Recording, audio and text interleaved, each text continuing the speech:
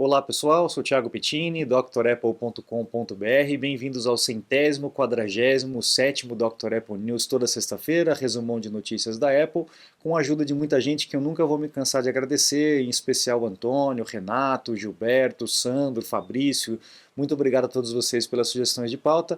Hoje um abraço especial para o Vitor Coelho, que fazia tempo que não aparecia no canal e mandou um salve aí no vídeo dessa semana, e também o Marcos Smith, que está sempre aí interagindo no comentário. Um abração para vocês, muito obrigado pela audiência. Vamos lá, temos as notícias históricas do começo do nosso news, como sempre, e a gente tem aí no dia 13 de maio, lá de 91, quase uma década depois do Macintosh, do primeiro Macintosh, a Apple lançando aí o System 7, foi uma revolução no sistema operacional. A Apple trouxe aí para um recurso de multitask, multitarefa, o que antigamente não era possível, né? Era um programinha de cada vez, a máquina se dedicava àquele aplicativo que estava ativo naquele momento, e no System 7 a gente conseguiu ter os processos em background, né, em segundo plano, o que era uma revolução enorme para a época. Outra coisa que a Apple também inseriu aqui no System 7 foi a possibilidade de você fazer atalhos de aplicativos ou de arquivos e não precisar ir exatamente na origem, na pasta onde estava o arquivo. Também foi um recurso que o Windows acabou copiando aí no Windows 95, né? Então a Apple aí à frente, né? E depois o Windows copiando esses recursos e tornando mais popular, como eles popularizaram cada vez mais o sistema deles comparado com os da Apple, né? Então é um marco aí desse sistema 7. A gente tem praticamente de década em década uma revolução bem grande aí nos sistemas operacionais da Apple, né? Também tivemos em 94, 3 anos depois do lançamento do System 7, esse PowerBook 540C, que foi praticamente o melhor PowerBook da geração, né, da época deles. Era uma máquina realmente muito potente, muito leve para a época, com equipamentos um display de muita qualidade, e ele custava lá 5.539 dólares. Hoje, fazendo a conversão aí, a atualização monetária, daria mais ou menos um pouco mais do que 10 mil dólares o PowerBook aqui, né? E tem gente que acha que hoje a Apple é cara. É cara mesmo, mas antes era muito mais. Essa série dos PowerBooks realmente era muito bacana. Fez parte de filmes como Alien, Predador, etc. Né? Eles faziam um merchandising, assim, um marketing, um merchandising mesmo, né? Dentro dos filmes e tal. A gente falou na semana, acho que foi na semana passada ou na retrasada, do PowerBook também no Missão Impossível, né? Que não deu muito certo, enfim. A Apple nessa época fazia esse tipo de ação de marketing mais forte do que é hoje, né? Aí nós temos em 2001 o Steve Jobs já estava de volta à Apple e ele revolucionou as lojas de informática. Era uma coisa que estava na cabeça dele há muito tempo, ele odiava a experiência que ele tinha dentro das lojas que existiam. Ele falou, quer saber, vamos fazer uma loja nossa, do jeito que a gente quer, com a minha cabeça, com as minhas ideias e tal. E ele bolou o que a gente tem hoje de Apple Store, né, que acabou virando uma febre e um ponto a ser seguido, né? A gente vê muitas outras empresas seguindo os mesmos moldes do que o Steve Jobs pensou nessa época, em 2001. Ele fez uma loja onde as pessoas podiam usar o equipamento antes de comprar, né? O que era impossível antigamente, né? Então era uma loja que tinha todos os produtos à disposição, inclusive filmadoras, máquinas digitais, você podia fazer a migração dos dados e testar como é que funcionava. Então era um lugar aí de não só de venda de equipamento, mas de você conhecer outras pessoas, de você sociabilizar e tal. Ali a gente tem os Macs, os Power Macs lá atrás, ali, né, o G4, etc. E ele mesmo fez um tour pela loja para explicar quais são as seções, como que eram dispostos os produtos, o que você podia fazer dentro da loja, né? Então foi um marco absurdo aí para a mudança de como pensar uma loja, principalmente uma loja de informática, né? E aí a gente tem depois, 5 anos, a Apple inaugurando a loja da Quinta Avenida lá de Nova York. Quem já foi sabe que é um negócio impressionante, né? E para vocês terem uma ideia, essa loja é o monumento mais fotografado de Nova York. Mais do que o Empire State, mais do que o Central Park, mais do que a Estátua da Liberdade, né, um negócio que foi feito em 2006, um cubo de vidro suspenso no meio aí de uma praça, né, e a loja fica lá embaixo. Sempre tem essas filas enormes para poder entrar. Quem já foi lá sabe, você fica horas e horas experimentando os produtos, mexendo, conversando com gente. Realmente essa foi uma loja absurda criada aí também pelo Steve Jobs, foi uma obra tocada pelo próprio Steve Jobs com essa ideia desse cubo de vidro com a maçã suspensa no meio. Antigamente o vidro não era tão grande, né, tinha algumas divisões, mas recentemente eles fizeram uma reforma e conseguiram criar uma capacidade produtiva de vidro tão grande que não tem emenda nas placas, né, são 3 placas em cada face desse cubo. Realmente é algo impressionante, né, muito bacana. Você está desperdiçando seu iPhone, iPad, Mac? Ganhe tempo e produtividade com nossos cursos. Você vai aproveitar melhor seu Apple. Matricule-se em drapple.com.br. Bom, agora as notícias seculares, tivemos avisos de atualizações aí para o iOS 15.5, macOS 12.4, o WatchOS 8.6, o iPadOS 15.5 também, então muitas atualizações para serem feitas, façam os backups dos seus equipamentos e podem proceder com as atualizações, que tem correções de erro, fechamento de portas de segurança, etc. É sempre importante a gente manter os nossos equipamentos atualizados, tá bom? Nessa esteira, a gente acha que a Apple já vai começar a tirar o pé, né, do Monterey, do iOS 15, etc., porque a gente está quase em junho a gente tem a WWDC, onde vai ser anunciado aí a próxima versão, né, o macOS 13, o iOS 16, etc., mas não, a Apple está lançando aí mais um Public Beta, né, para os desenvolvedores testarem a próxima atualização do Monterey. Então, a Apple preparando o terreno para a próxima atualização, que daqui a pouco vai ser mostrado, vai ter um melzinho na boca aí na WWDC, a gente vê como é que vai ser os novos recursos que vão ser implementados na nova atualização deste ano, ok? Olha lá, também para o iPadOS, para o iOS 15.6, então vamos aguardar que vem novidade daqui a pouco.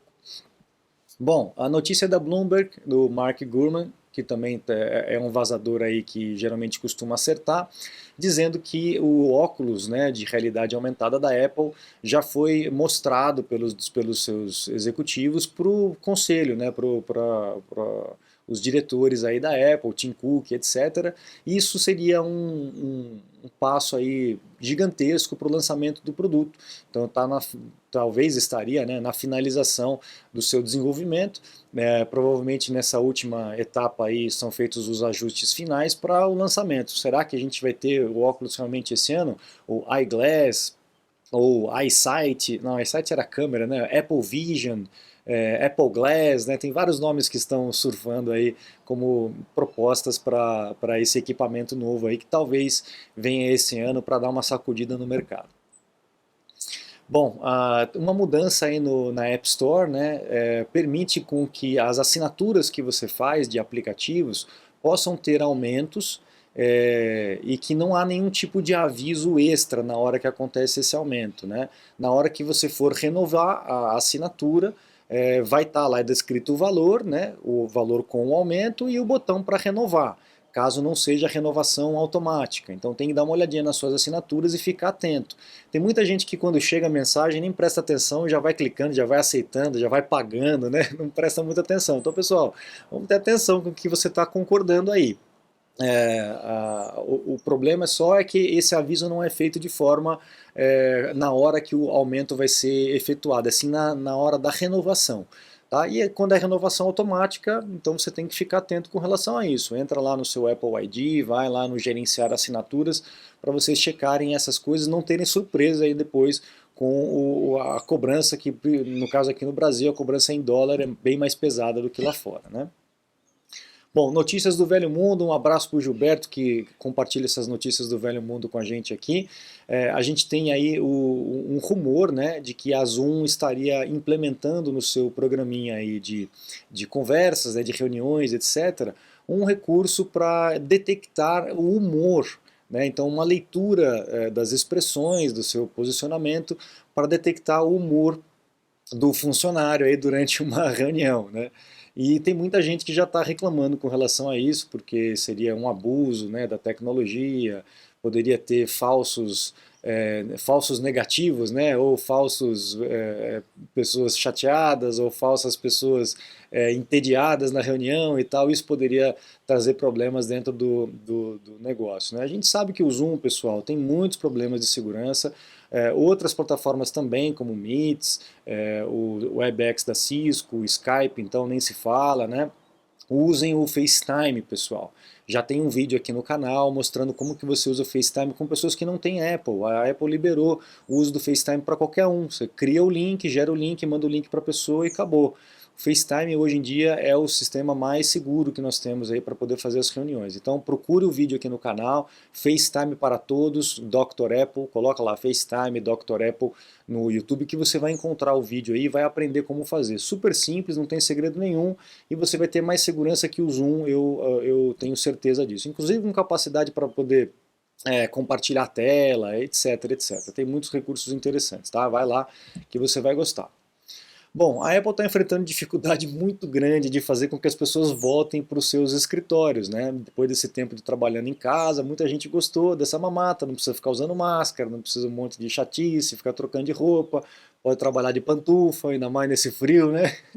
Então tem muita gente que não está querendo voltar, inclusive pessoas que já pediram demissão, porque a Apple estava exigindo a volta ao escritório, como a gente falou na semana passada, aí quem lembra, né?